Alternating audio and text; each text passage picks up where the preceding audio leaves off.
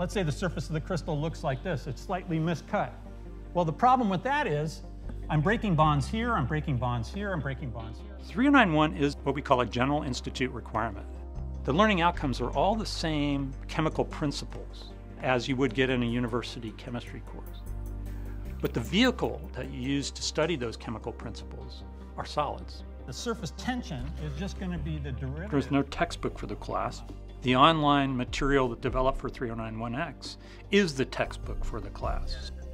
Because the online content is so well organized and it perfectly matches my course, I don't feel so pressured in lecture to cover all the material. Well, why are you multiplying it by 1/2?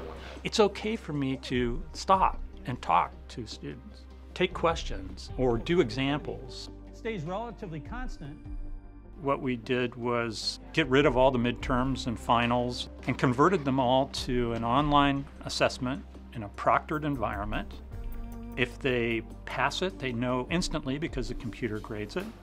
If they don't pass it, they can come back and do it again the next day.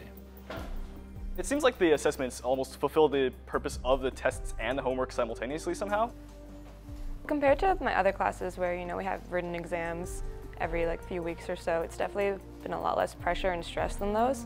I'm a little more free to come in when I'm ready to take the assessments and do them whenever. These tools were built for the edX platform, and it's great because it's like automatically generating a brand new quiz each time the student sits down. I learned that some of the assumptions that we make about how to best do a student assessment may be flawed. My outcomes measures are not you knowing something, but you being able to do something. The nice thing about when they go back in, they've got a little practice under their belt if they've failed once before, and so they've gone to talk to a TA. So if you get down all the way to C2, what would that look like? And so by the second time, the achievement rate is much, much greater.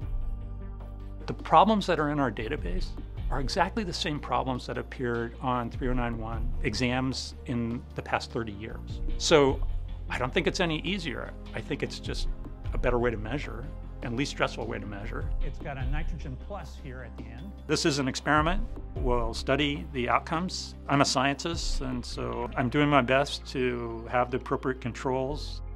I'm getting a sense that this is a sea change in the way 3091 is going to be taught. The course will never be the same as it was going forward because of this experience. It'll be better. Hey, thanks a lot. I really appreciate your help this semester.